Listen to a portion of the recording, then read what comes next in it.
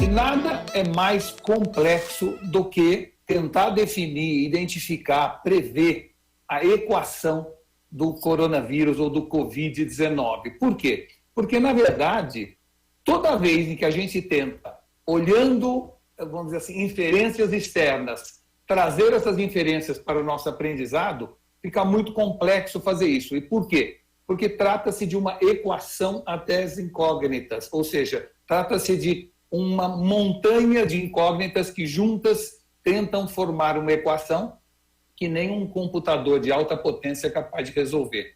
E por que eu digo isso? Primeiro, porque nós temos já a influência no vírus da temperatura e da estação do ano. Segundo, porque o vírus é influenciado também pelos hábitos de higiene daquela população, daquele povo. Tem pessoas que são mais higiênicas do que outras. Terceiro, porque existe as diferenças de país ou mesmo de região, de etiqueta de convívio social, onde algumas pessoas se abraçam e se beijam, enquanto outras se cumprimentam de longe com mesuras. Quarto, a idade média da população. Ou seja, populações com idade média mais avançada têm normalmente um volume de viralização ou de epidêmico maior. Quinta incógnita dessa equação, o histórico de vacinação.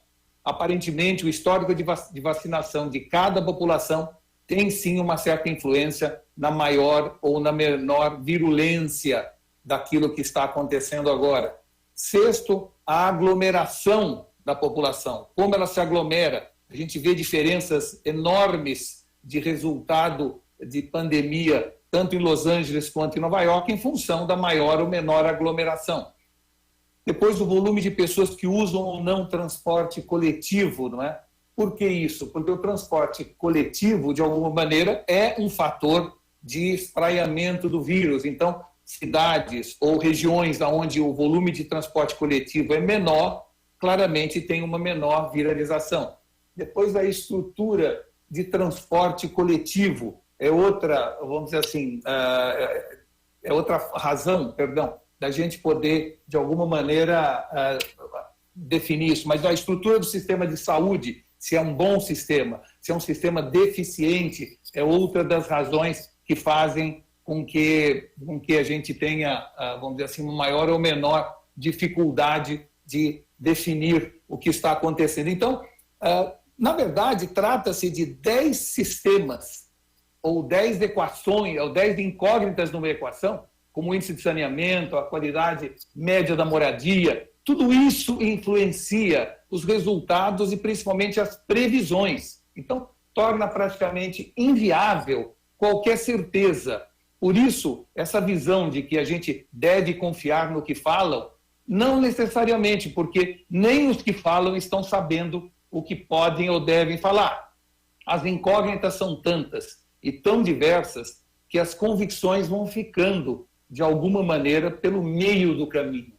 A verdade é que, no mundo, antigamente, os sábios tinham certeza e os ignorantes tinham dúvidas. E agora está quase que o contrário. Ou seja, os sábios estão cada vez com mais dúvidas e os ignorantes cada vez com mais certezas.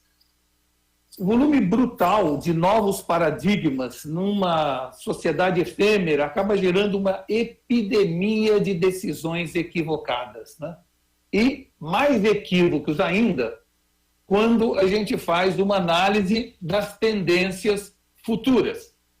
Quando a gente fala de vida, também vida é uma equação a 10 incógnitas. Nós estamos falando da vida profissional, da vida emocional, social, espiritual, acadêmica, sexual, quer dizer, que parte desta vida que nós estamos falando quando a gente analisa o futuro da vida. Então, por isso, eu queria começar essa sessão da manhã de hoje, né, fazendo muito mais perguntas que afirmações, sendo muito menos, vamos dizer assim, certeiro nas minhas afirmações e muito mais levantando questões para que nossos colegas que vão estar debatendo daqui a pouquinho possam, de certa maneira, se inspirar nessas questões. Vamos, então, rever conceitos e questionar as nossas certezas, porque é isso que nós devemos fazer agora, nesse momento do mundo.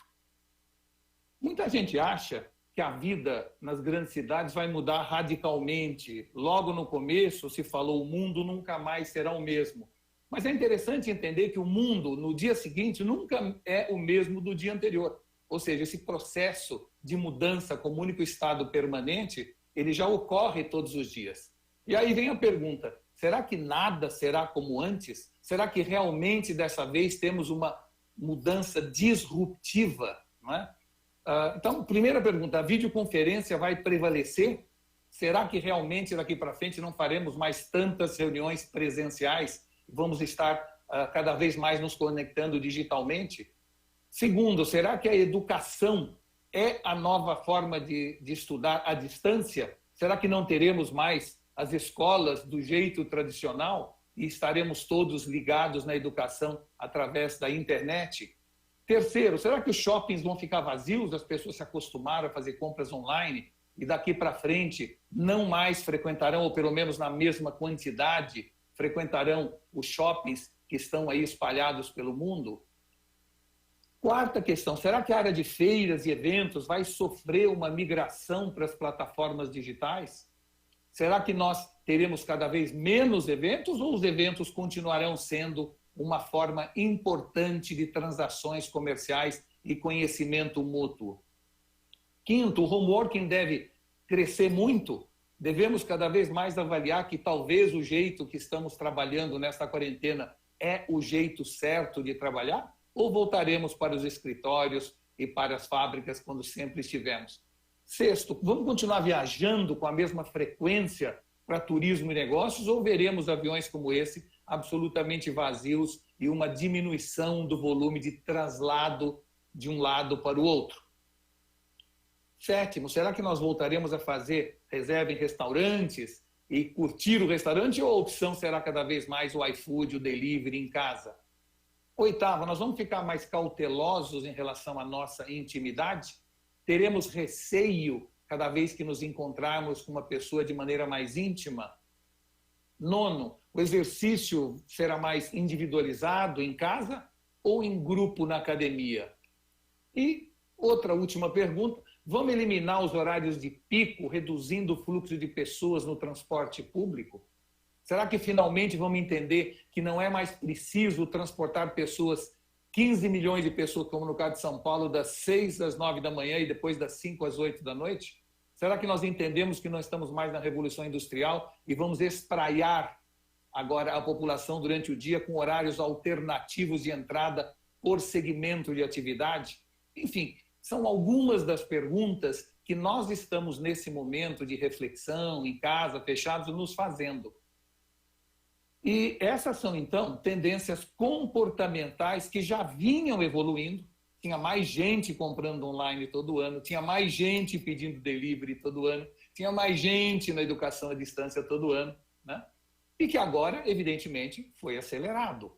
Provavelmente, pessoas que não experimentavam essas tendências passaram a experimentar e serão clientes dessas múltiplas formas de comercialização. Mas a verdade continua a mesma. A revolução não acontece quando a sociedade adota novas ferramentas, e sim quando ela adota novos comportamentos. Ou seja, não adianta nada eu experimentar novas ferramentas se eu não alterar comportamento. É o comportamento que faz a diferença na sociedade.